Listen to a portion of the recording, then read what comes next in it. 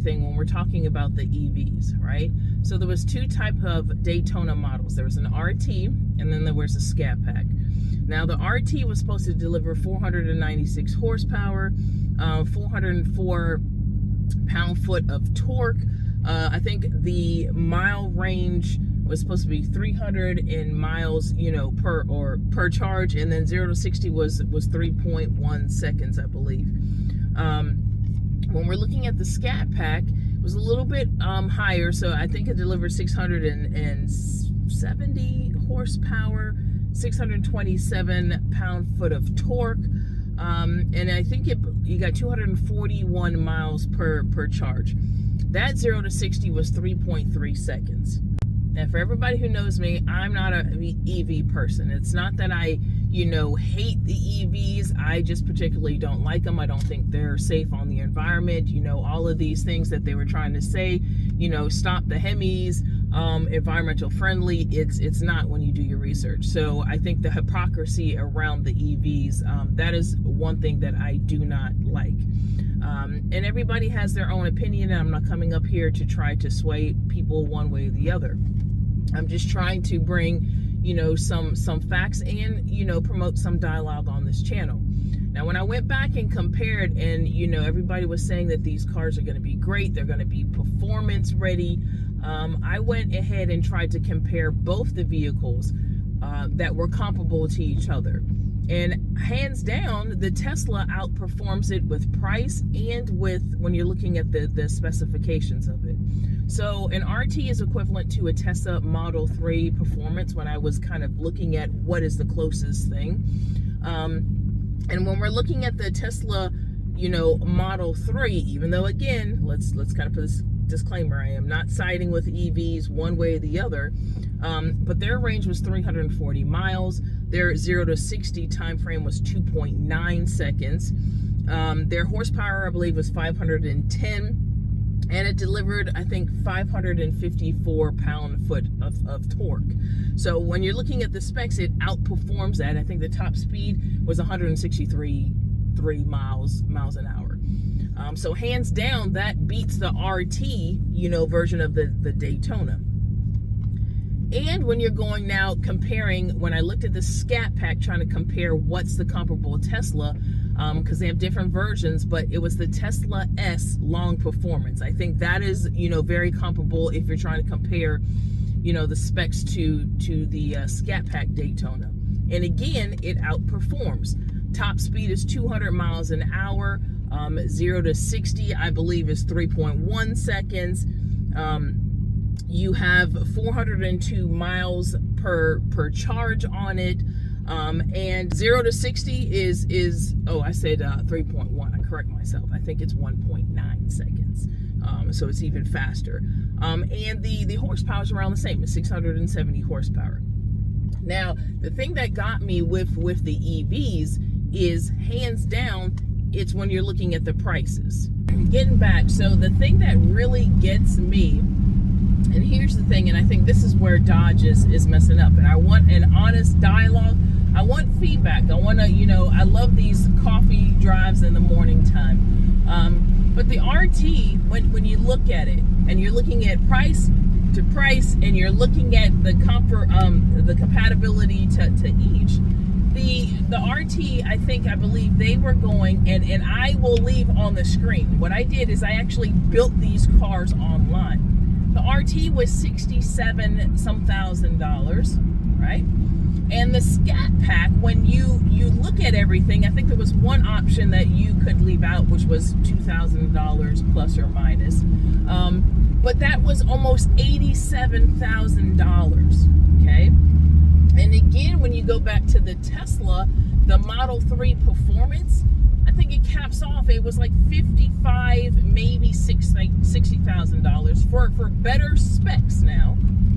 And then when you're looking at the Tesla S, it was anywhere from maybe just say $50,000 to $67,000, depending on, the specs that you wanted. So at most, these cars are better performing, and also they are about $10,000 to $15,000 cheaper, right?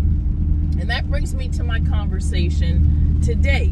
So I was trying to go out because I am curious. Even though I am not looking to purchase an EV, I would like to look inside one if I had the opportunity to drive one, because you always want to be open-minded. Again, I am not discrediting the car, but I did want to look at it. My husband, on the other hand, he thinks that the car looks fantastic, and I'm not saying they might not have electronics in the inside that might appeal to somebody.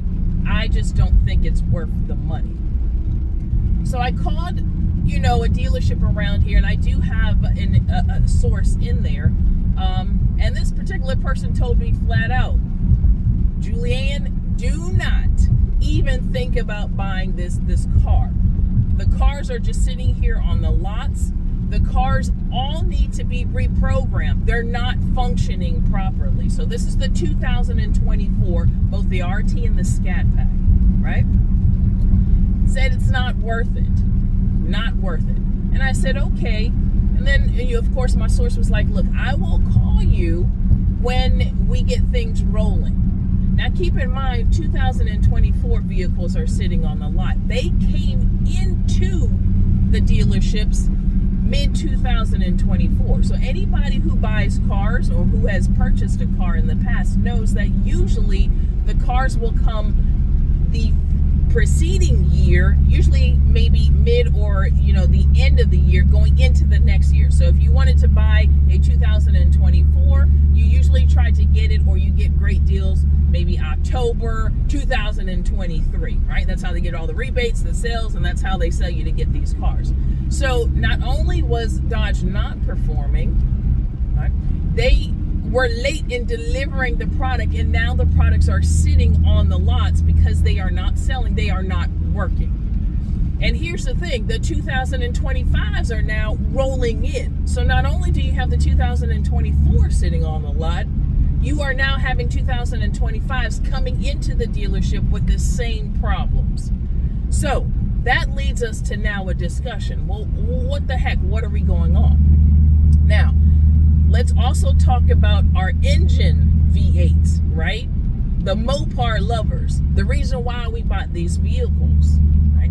If you're looking into that, you remember last cause, we all were in a frenzy saying, hey, you got to get into this thing because they're not building no more V8s. You got to make sure that you get your cars. And if for anybody who purchased that thinking that you were going to purchase these cars and really have an investment, I'm here to tell you, you got duped, right? A lot of these cars were marked up. Now, I'm on the other hand, I was not one of those people that bought a Hellcat marked up. But a lot of these dealerships, when we're looking at these dealerships, marked up the MSRP way over, they markups over the MSRP. So these Hellcats were going for $120,000. I mean, you had Scat Packs going ridiculous, and people were buying, right? Because it's nothing but supply and demand. They're thinking, you know what, we're never going to have this opportunity again. We need to buy now, and a lot of people got, right? So now if you go to the lot, people aren't buying Scat Packs. They're not buying RTs. They're not buying Hellcats because of the prices, right? So now the consumer is saying, look, you want us to buy this shit, you need to lower these prices. It's not that we don't like the cars, but you are charging way above the MSRP, and we're not going to pay for it. So if you look now you're looking at Scat Packs that are actually being sold for $40,000. You're looking at Hellcats that are actually being sold for $60,000, which again is the true price for these vehicles.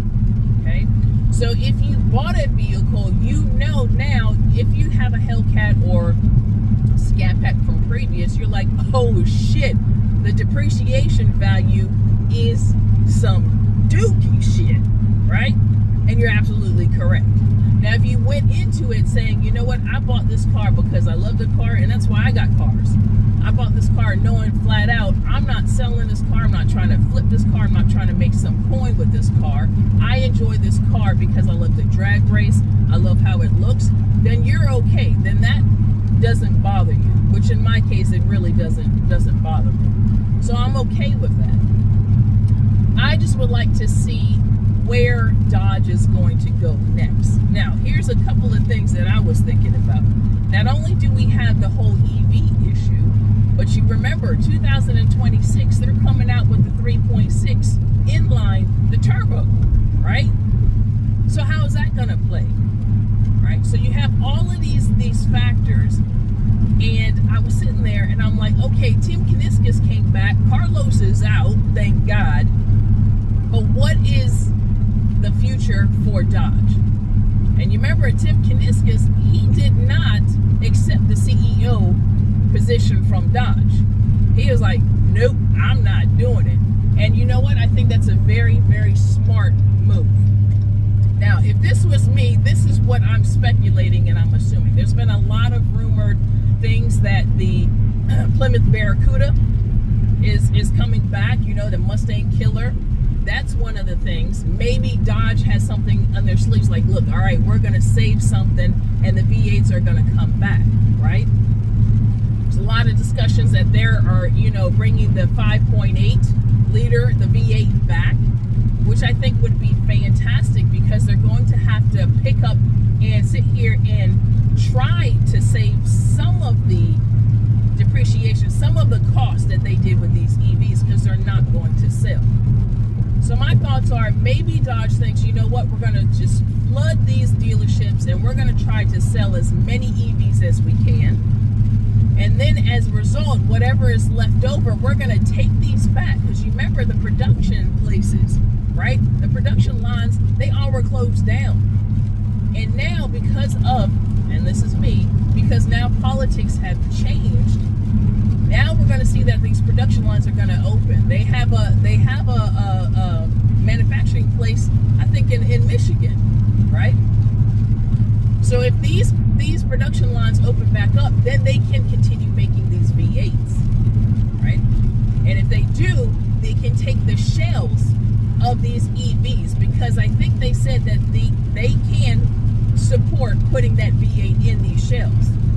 Then I think that's reasonable. Then they can sit here and try to make a profit on these. Now, I don't think it's going to be even keel profit, because again, they were anticipating selling these daggone EVs way above, I'm sure, the MSRP.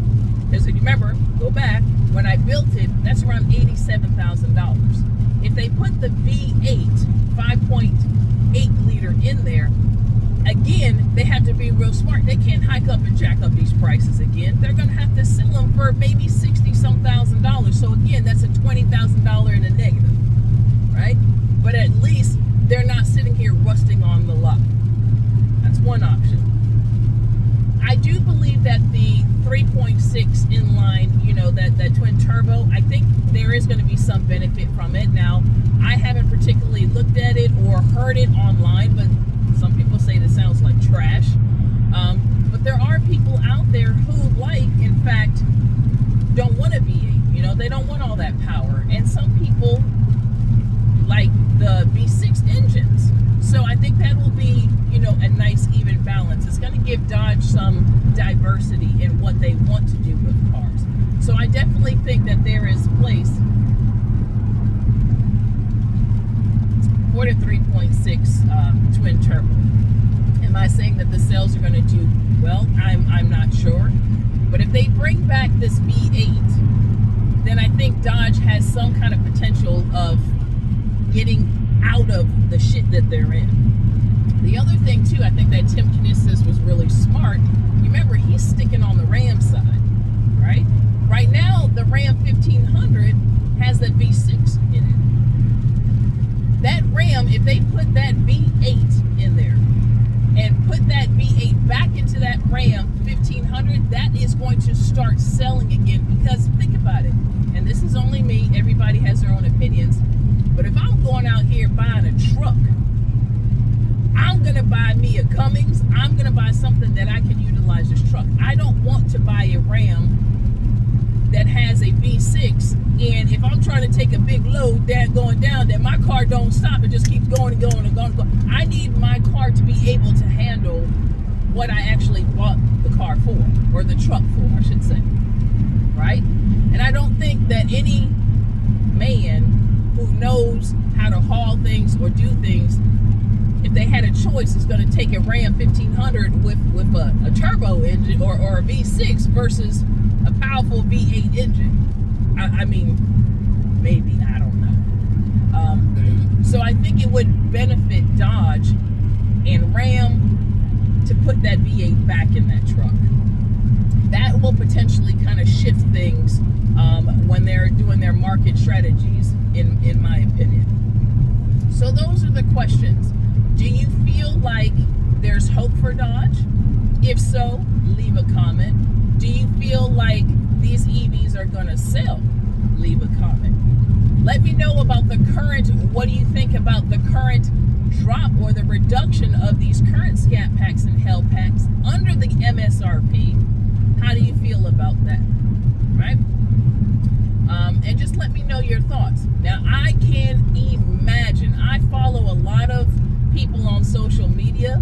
I can bet your dollar that one of these younger people are going to buy these EVs and they're going to put a 6.2 liter V8 in that bad boy. Because when I was looking online, and this is only basically rumors right now, we're just looking online, I think it has the potential to fit that 6.2 liter engine in there, right? So you best believe, you know, there's going to people already going to buy this EV and they're going to swap it out.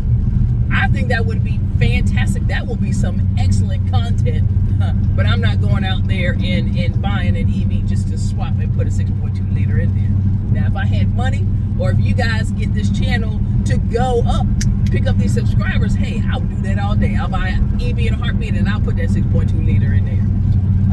But I can guarantee you somebody is going to do that. And I think Dodge needs to kind of look at all of these different options and figure out a way how to get themselves out of the mess that they put themselves in. But anyway, I think this is a great coffee session. Let me know your thoughts, and I will talk to you guys in another video. It's the majestic beat all day, baby.